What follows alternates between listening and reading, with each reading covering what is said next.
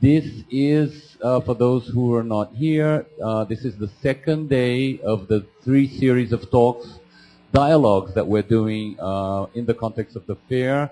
Fernanda Feitosa asked me to develop a project for them, and my response was try to develop an educational project, bringing both the Curatorial Lab, which gives opportunity for young curators to practice, and in sort of a workshop process with myself and others, but also with these talks where we identified the 3 main agents, professional agents that are in touch with the fair. Yesterday we had 3 gallery dealers speaking about their works in the galleries, in their respective galleries. Today we have 3 curators, and tomorrow we have 3 collectors. I feel this is particularly important and urgent, actually, in Brazil, where there is a certain anxiety and with this boom of the art world, and you see several of these new agents coming into the circuit with very little or limited knowledge. No?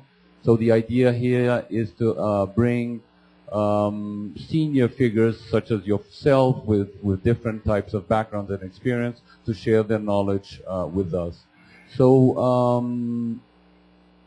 Ute, I'd like to start to thank you so much for coming here and having this conversation with us. I wanted to start asking you about your formation, your education, your background, and the beginning of your career as a curator. Yes. First, I have to say it's very awkward to have this like talk show gear. And I'm even more sorry that I don't speak Portuguese and you have to bear with us in English.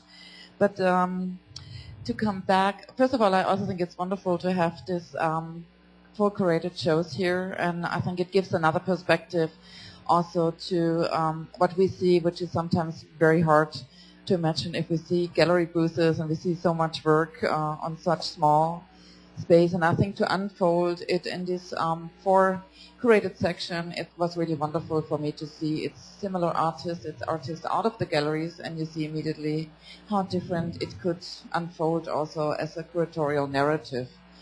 And coming back to my formation, I have studied art myself. I have been practicing artist. I worked with an artist group, and my beginning as a curator basically came out of being not very satisfied in that days with how museums dealt with different ideas on curating, but also, of course, there was a gender divide. Not many women were in shows, and also I worked with an artist group. So in those days, below 50, no chance to enter an institution. Am I not too loud? I have an incredible feedback. Is it good? Yeah? Okay. Can you, where was that? Where were you studying? I where was your formation? And what period was that exactly? What period? When? I studied in the early 80s. I also have to say I studied in an art school, and I think which was a kind of a post-68 model, so there were no boundaries between disciplines. I also studied stage design, fine arts. It was completely open with film, music. And I think what is always underestimated is also the role of the art school.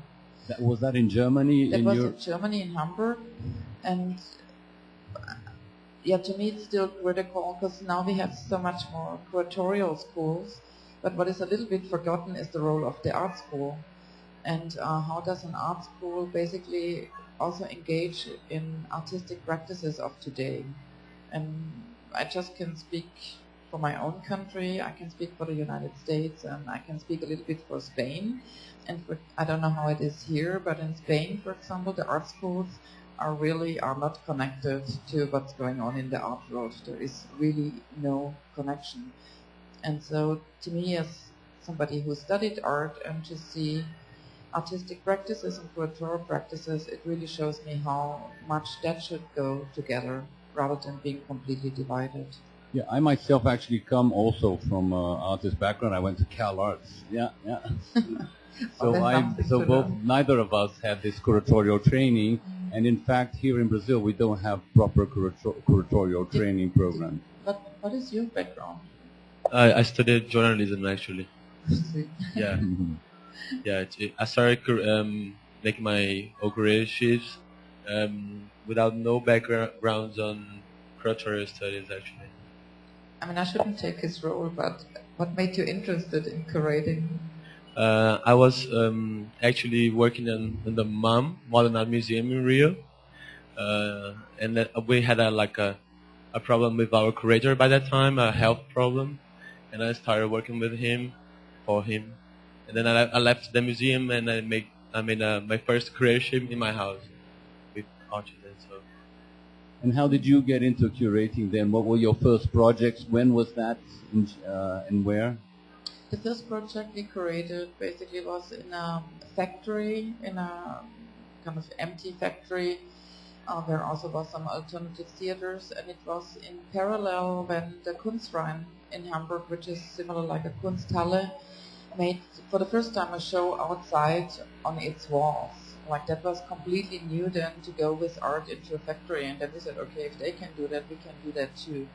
So in parallel, we also created an exhibition there, and it was much more ourselves, and then some friends who really liked the work. Mhm.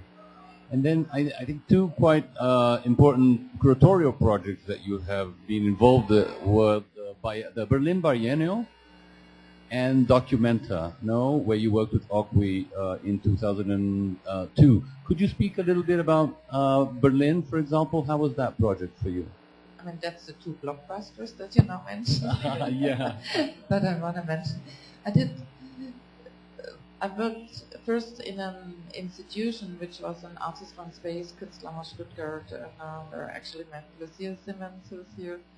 And what we did there, or what was the great opportunity of such a space, I worked with younger generation of artists. My own generation gave them the first solo shows. So I did, I think, the second solo show of Andreas Gursky, who not many people knew then, just to name another blockbuster name.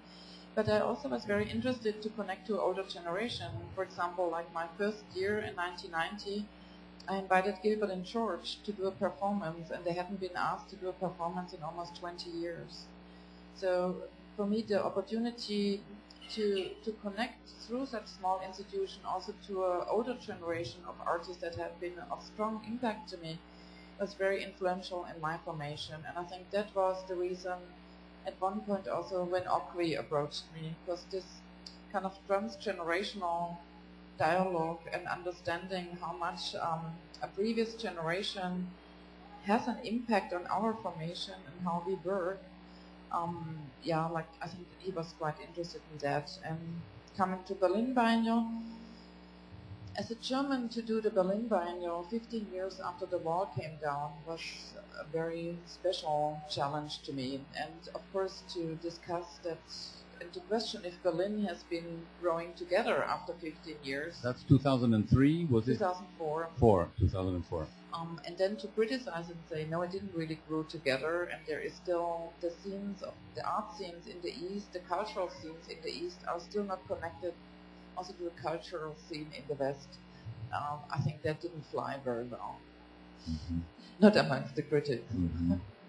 And in Kassel, how was your work there, working with the team? This is, of course, a historical edition of Documenta. It has become a very important edition of Documenta. Can you tell us a little bit about how the team, it was quite a large team, of curators working under the directorship of Ocwi and Weser, the artistic director. Yeah, like Ocwi selected 6 co-curators from different kind of backgrounds and continents. I mean, Carlos Basualdo, for example, from Argentina, Octavio Saya from North Africa and Spain, Sarat Maraj, Indian growing up in South Africa, Susan Guess, Mark Nash, and myself. It was more like a real discussion group from day one, and to have 3 years to work on an exhibition and to have also a solid budget is a very, very big privilege.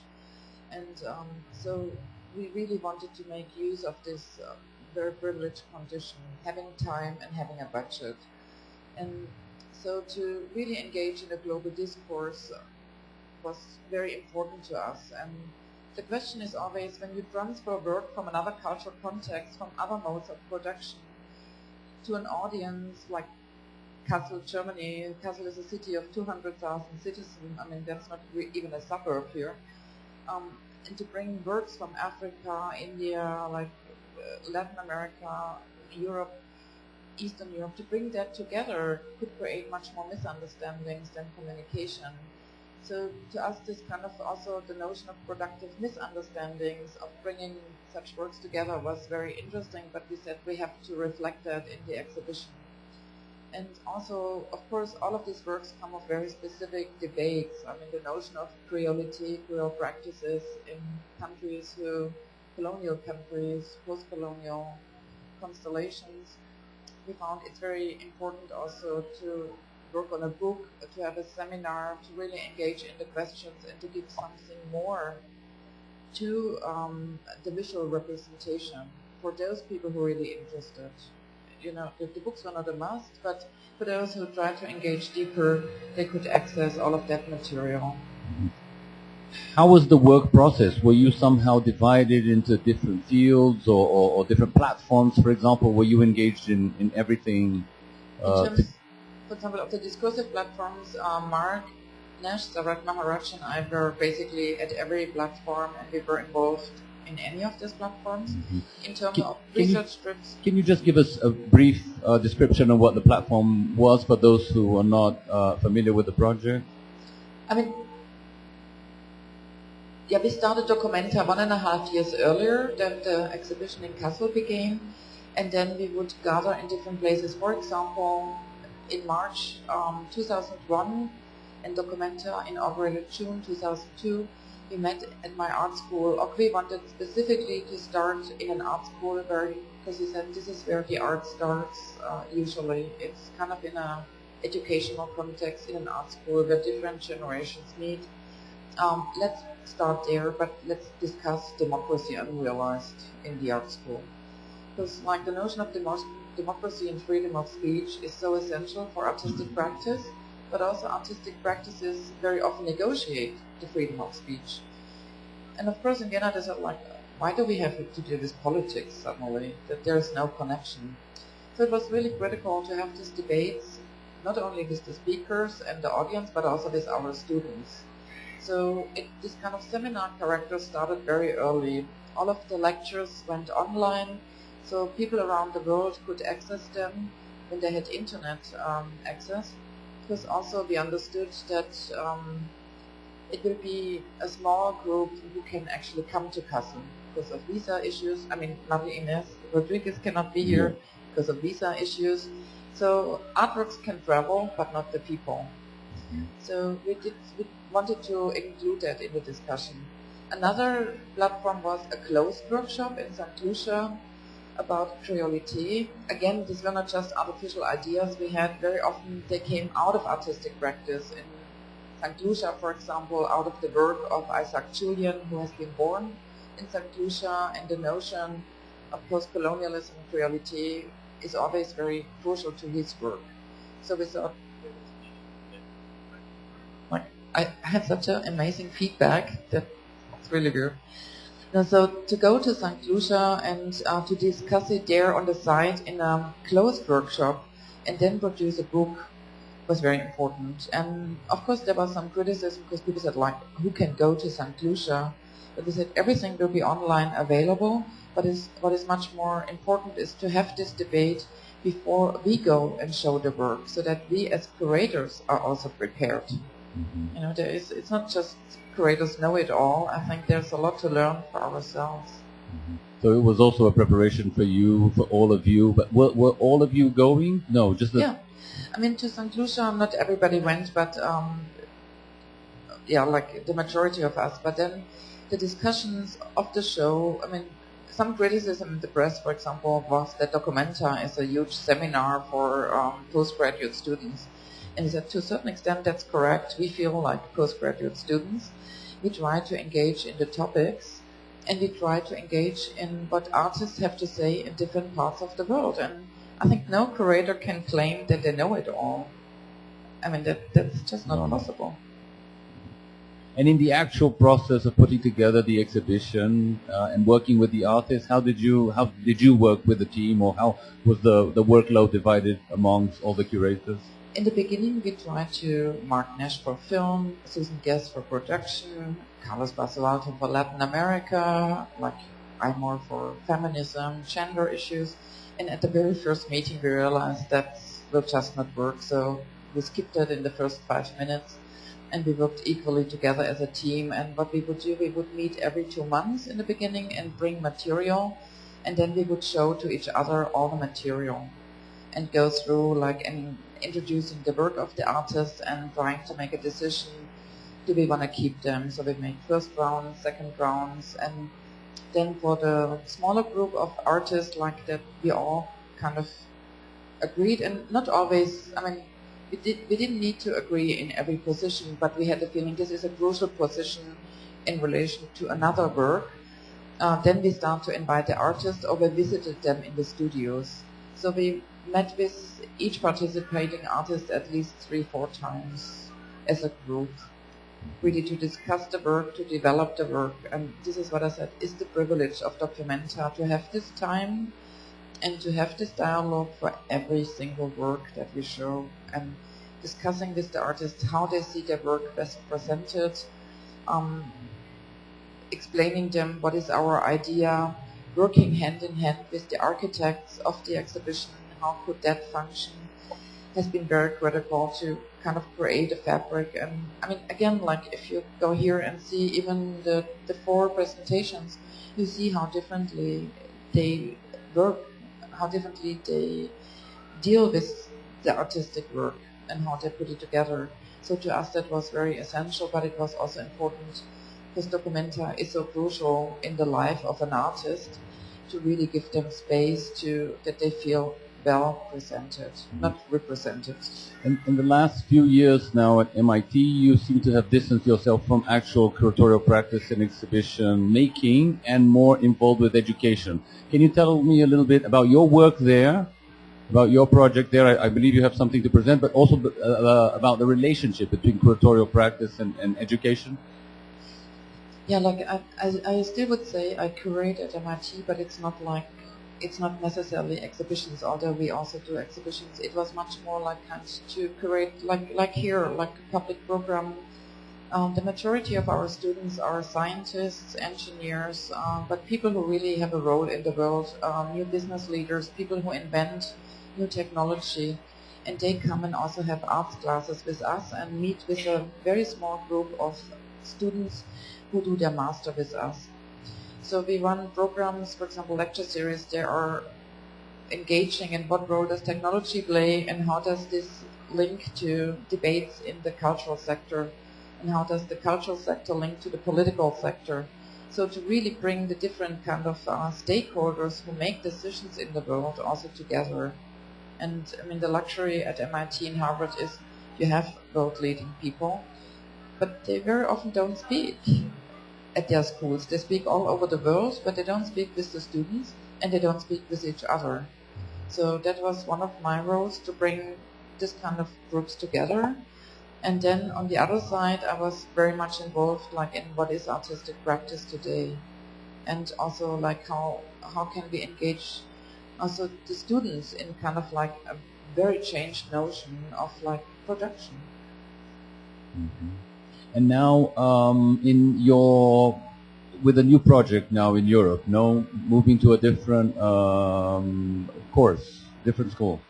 Yeah, I will shift in fall. I'm after 7 years at the university, like MIT, where it's really where I could take a break from the pure artistic world, which was very healthy after such big projects like Documenta and Berlin Biennial.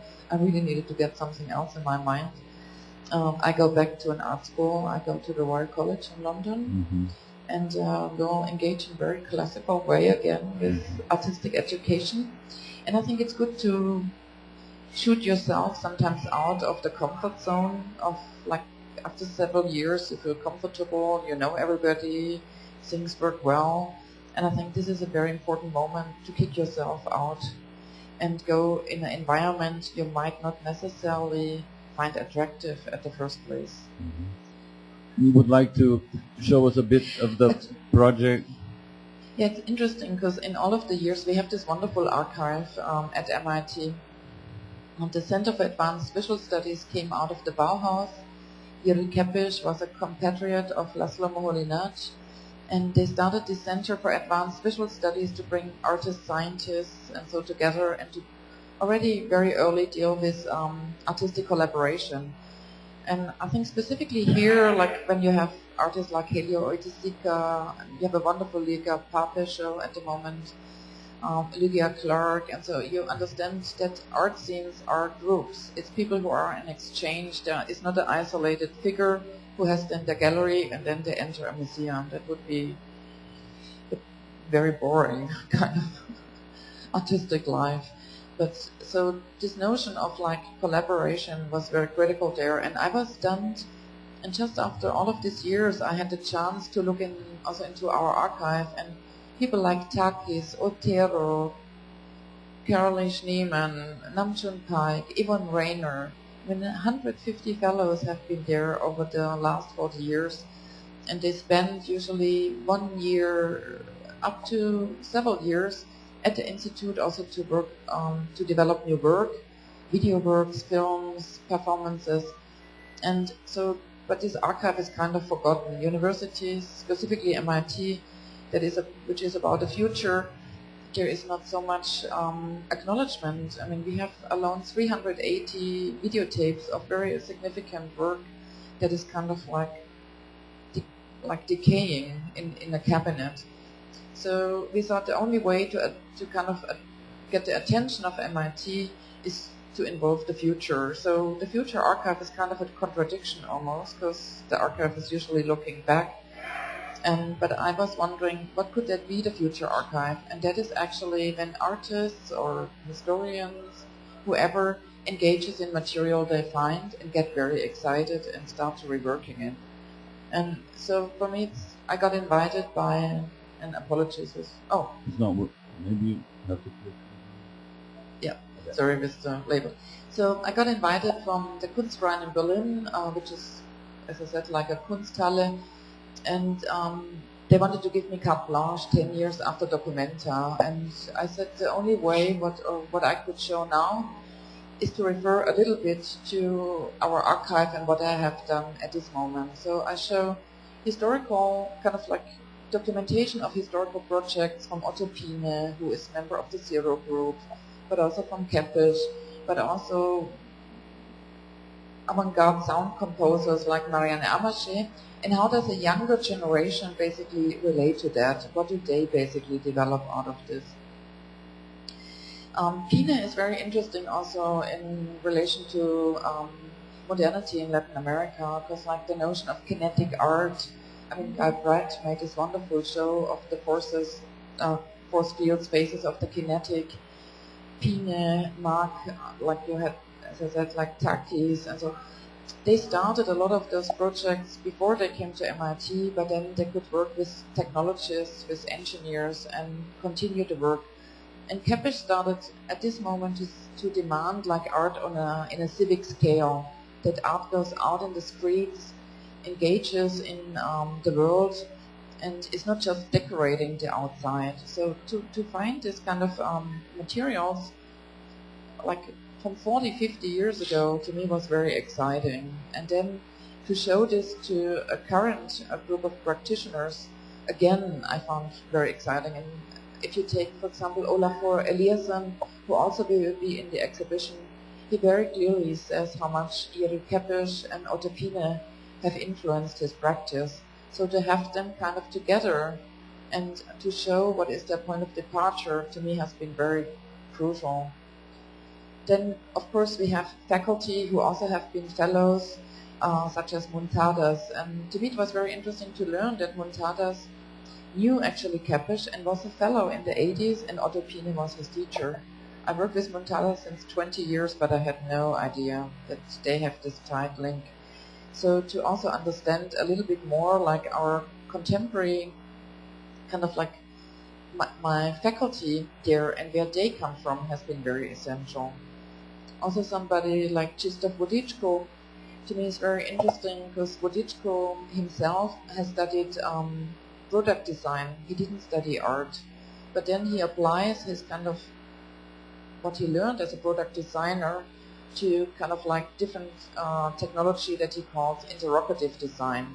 So his vehicles for the homeless, like what he did for the Inside exhibition in Tijuana with these large-scale projections, where women in the maquiladora factories could speak out, is quite interesting in a very different way to apply technology. And this kind of engagement in art and public sphere has to me also very interesting, and to also see what does a contemporary generation do with that.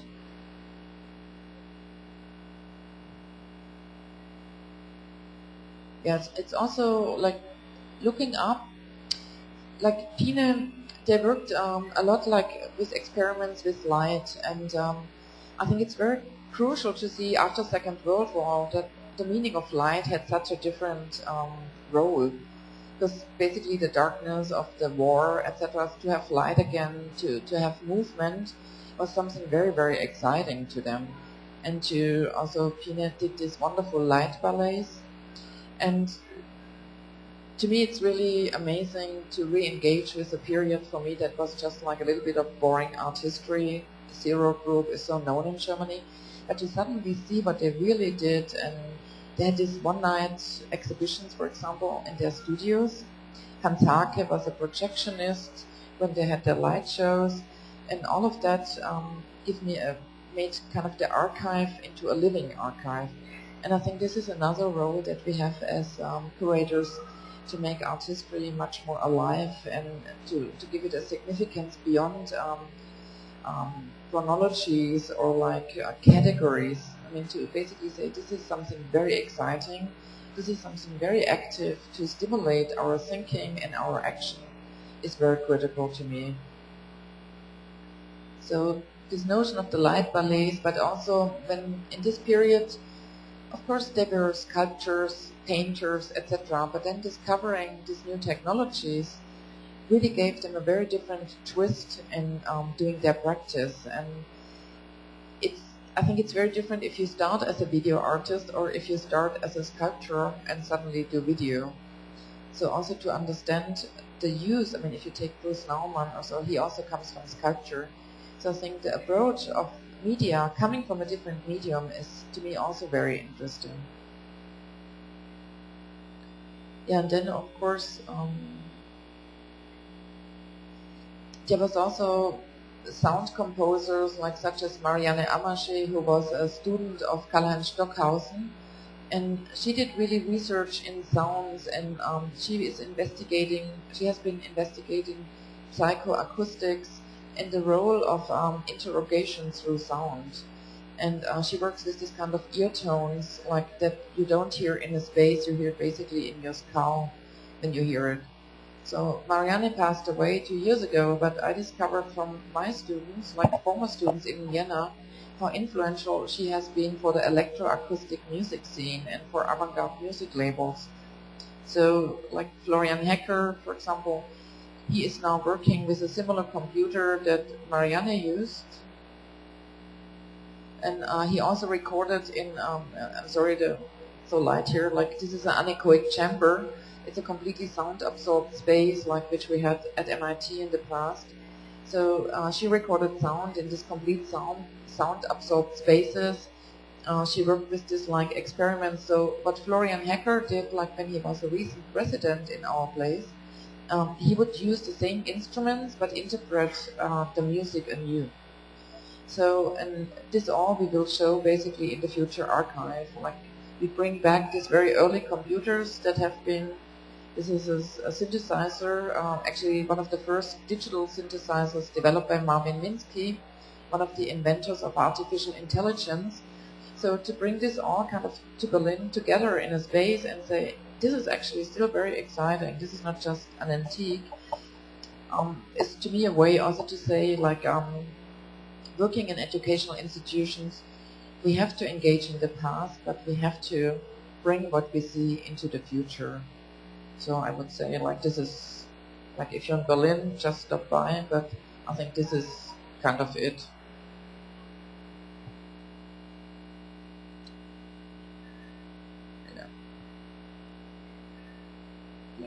Okay. Sorry, that was a lengthy explanation. But Thank you, Ute. I want to open up for questions. I'd like to ask a question. Yeah, Something. go, please. Yes.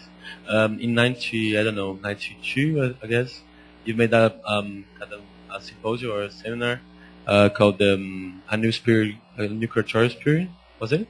it was called A New Spirit in Curating. Yeah. And I'd like to try like a kind of fantasy or how would be to do that nowadays, and what would be the difference of doing it like 20 years ago and now again? Yeah, but what was very interesting to me then was it was kind of an ironical reframing of A New Spirit in Painting, which was a big exhibition in the Martin Gropius Bau. And then I said, like, what we need is not a new spirit in painting, we need a new spirit in curating. Of course, when you're a young curator, you are sometimes a bit more bold, you have a little bit more guts. And to me, it was great to bring very young curators like Hans-Ulrich Obrist. I think it was one of his first symposia, together with people who went through curatorial courses for the first time, like Corinne Disseron, but also like a gallerist, like Colleen Deland, who I find had a very innovative practice, and to bring very different kind of people together who deal with the notion of curating, but we're a young generation, and say, where are we now? And I think every generation defines the terrain new. So I just hope that you don't get bothered by our generation, and just do what you want and what you think is interesting to you. Where was this? In 92, where was it? Was there Also in the Kunstlaune Stuttgart.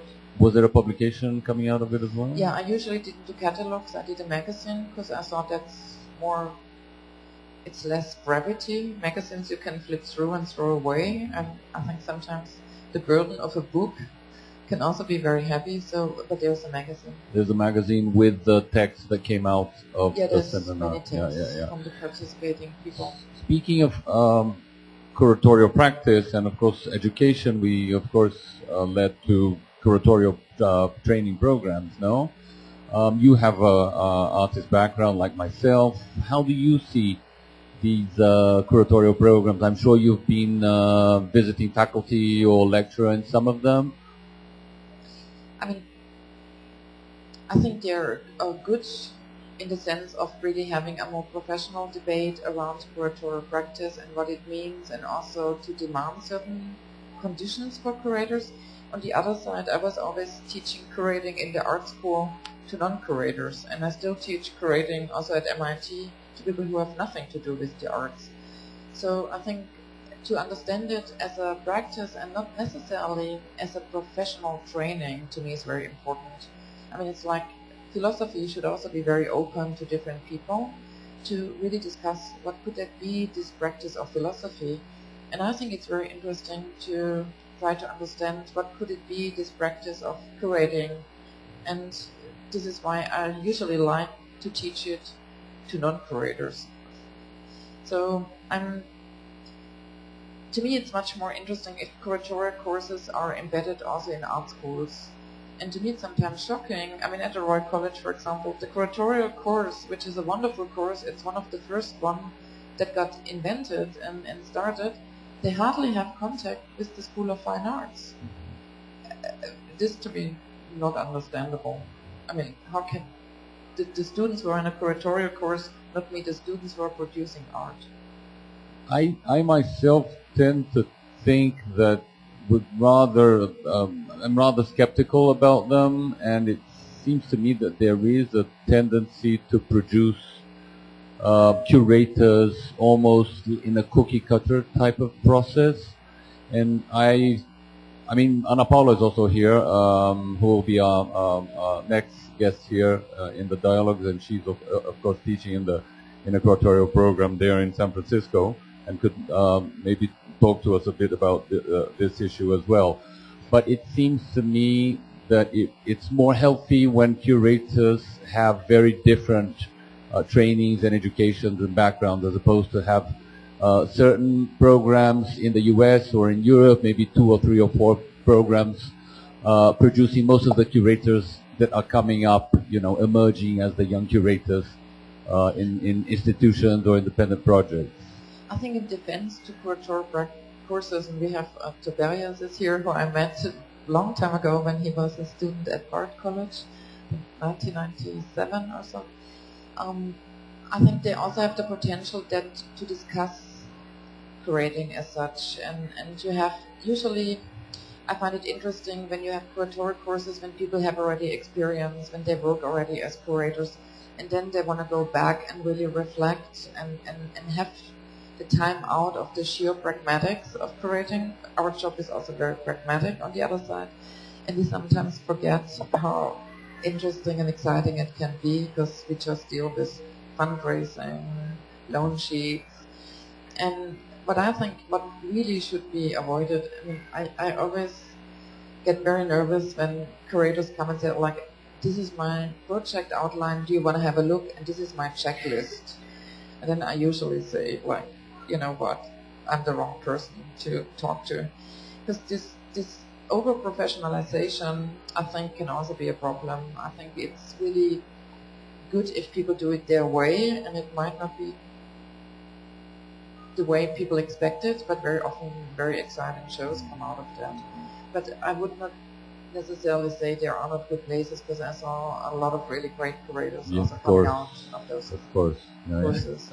But on the other hand, if you think theoretically that you have maybe 5 or half a dozen curatorial training programs in the world that are producing most of the professional curators there, and that they spend 2 years together in a program doing the same reading list and the same type of research and discussion, it seems plausible that the projects that are going to come out from this generation are also very in tune or very, you know, close. So I'm always interested in promoting diversity. I mean, I'm not, you know, I'm not for one or the other type of curating, but it seems that there is that danger, and yeah, maybe something that we can continue later on with. And of course, there's the problem. I mean, we already discussed this when I was teaching in an art school. Where will all the artists go? What could be the practice of an artist? Because of course, like art school, gallery, museum, that is just, I think, 2% or so of all artists who go through art school doing that kind of path. But what is with all the others? And I'm sometimes curious, what is with all the other curators? I mean, not everybody can enter a museum or an institution. So basically, what could they do? Where is a curatorial kind of formation and way of thinking interesting? And maybe it's not the art institution. Maybe it could be much more productive somewhere else. Any other questions? Any questions from the audience at this point? Yeah. Do you mind?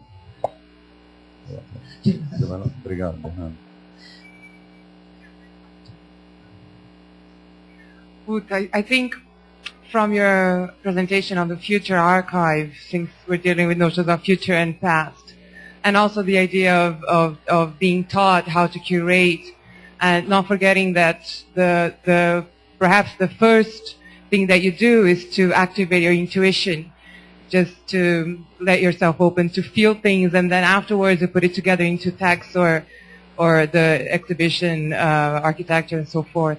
Now that you're about to moving to a new continent, and you're here in São Paulo giving this lecture, and you're moving from MIT to Royal College, have you, and also like how the world is now, like neoliberalism kicking in hard, and you know, like Adriano says, artists and curators being taught perhaps in a more homogeneous sense.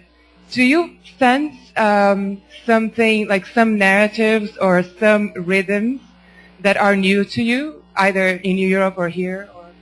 Yeah, I think like Adriano and I, we're kind of a generation who were much more globally active. We needed to get out of our context in order to do certain things and go back. I think now we have a generation, they understand again what is the notion of locality, to really engage at a place. Because I think if you're like us, like kind of like this global troubadours, you also sometimes lose a sense of politics. And in order to be politically active, you sometimes have to be at a certain side. And I think there is a new generation, a younger generation of artists and curators who really understand that.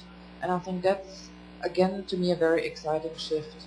That people really say, like, I want to work in that city, or I want to work in this context, and I will stick there for a few years or longer, and we want to build something together with others. This would be something I really sensed in the last years, and I find that really great. Any other questions? You have a question over here? Pode falar. Excuse me, I went out, so I didn't saw the project, but about this last conversation, I don't know if you feel the same, but from 2007 on, pouco mais perto. from 2007 on, a lot of friends of ours, a lot of people of my generation and your generation, people that have passed running all over the world, as you also, during 15, 16 years, at the same time, I felt there was a very important movement when something that we could call the Global South, all kind of Global South, began to Rio. It's a post-colonial context, but not a logocentric post-colonial bullshit discussions, but a real shift of the politics of thinking. And then at that moment, I felt it was the moment I decided also to dedicate myself totally to Brazil and South America. People began to come back to their original backgrounds in order to work all those international questions. We were working through several years, a lot of networks, in order to elaborate that in the local context. But it coincided with a very, very nice moment, and I agree with you, it's a super exciting shift where the Global South politics of thought was acquiring a kind of autonomy and affirmation of itself. I don't know if something like that you felt. No, I completely agree. I think in also the notion of exchange, I mean, I have to say, it was interesting-wise, an art fair like ARCO, when ARCO started, when they brought often like up to 100 curators, like collectors and like groups together. It was for me the first point where I met Latin American colleagues because of the language. So they would not necessarily come to Germany, but they would go to Madrid. And this was also very exciting to understand what is shared, what is different.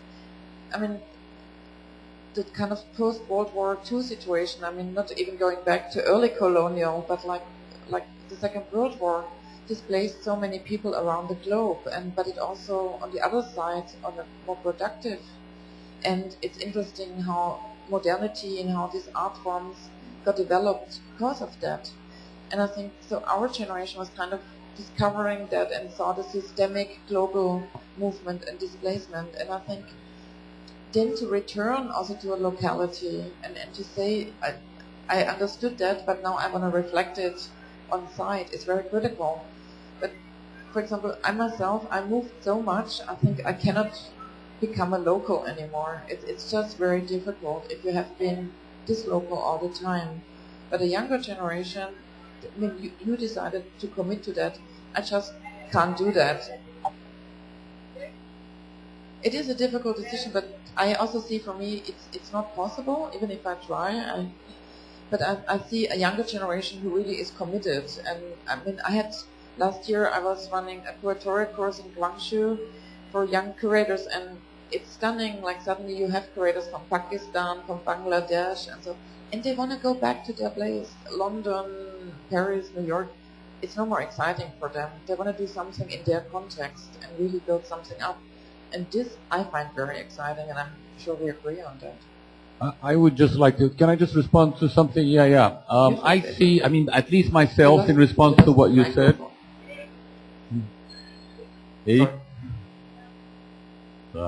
in response to the topic of the Global South, for example, and the circulation of curators and intellectuals, well, particularly curators and artists, I would say that at least personally, I see there has been, of course, a lot of dialogue and exchange and circulation within, let's say, speaking of Brazil and Latin America, we see that, of course, happening a lot within Latin America.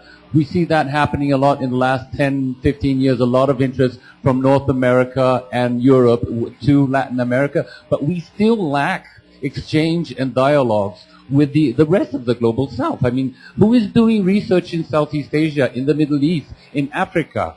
No one is really doing. You go to these places and no one has ever been there. I was in Kuala Lumpur earlier this year, and the curator there in the museum, she said, "Oh, the last Latin American that was here, they were here in the 80s." No, so this is something that we still lack. For me, at least, it's something. I mean, it's something that I discovered a lot in my research in the Istanbul Biennial, doing research within the Middle East and North Africa. But it's still there's a lot to go there, I think. I agree totally with you, and it for me, in my own experience, it was exactly that point that made me come back. Because at the same time that there is an international movement of thinking, of problematizing the new relationship between capitalism and art and culture, etc., and which is a common international situations, but with totally singular actualizations of that. So it was very important to have this possibility to this international dialogue in order to face those questions and to elaborate them conceptually, artistically, whatever. But what made me come back is exactly because of that you just said. I was so anxious to come here and to see that it's totally cut, as you said at the beginning of your presentation. The art schools they stopped at the 60s, and they are totally submitted to, to Greenberg. I don't know. They stopped and totally submitted to texts and ideas that comes from the United States and Europe at the 60s. There is no thinking, there is no work of thought here, any in art world. And at the same time, there is a huge movement in art world, it's incredible proliferation. And before, it makes me so anxious that I couldn't stay here. And then in 2007, because of that, many people were coming back, I changed totally my relation with that. Instead of being totally anxious and desesperated that, or desprezar, como é que fala? Despise. I understood that it is a very, very important historical pathology in South America, and it must be work to make a shift. Yeah. And that's why I came back totally with all my energy and in passion, and I'm very glad of this return. But there are also new lines, and I think that's very interesting what you say. I mean, for example, coming back to the Creality platform, also it was the people who were there, like beside of us, was mainly people from Latin America and people from Africa, because the notion of the Creality is actually a shared one. And to see this suddenly, I mean, there was suddenly a very intense dialogue between Latin America and African practitioners. We were kind of completely out of the picture, and that was very, very healthy. And I think to really to cut this traditional routes, because still, I mean, even airplanes do this kind of traditional routes, to create new lines of alliances and also curatorial exchanges. I think that will be very crucial. But I think there the museums really have to catch up. I mean, you mentioned the art schools, but museums still do kind of the very traditional kind of work, and not all, but many. And I think to really make these lines visible should be very exciting for curators, because the archive is there, but we have to tell a new narrative. Okay, thank you very much. We have to actually wrap up because we're already late for the next dialogue. Bernardo. I'll be quickly. I just think that it's really important, specifically about Brazil and in Latin America, I guess, is that we are in a really different and special moment in which we're starting to respect ourselves much more, to love ourselves much more. And it's really dangerous, actually, because we can start doing creationships, exotizing us, our art, making our exotic veils, but at the same time we're coming back here to do things here, to start developing things here, because we're respecting our scene much more. And I guess we, like young careers and also young artists, we must be really aware of that. And it was just about the last subject. Okay, thank you very much. We'll have a quick. Vamos fazer um intervalo curto. Depois a gente vai voltar para o português para Ana Paula agora. Thank you very much, Ute. Thank you.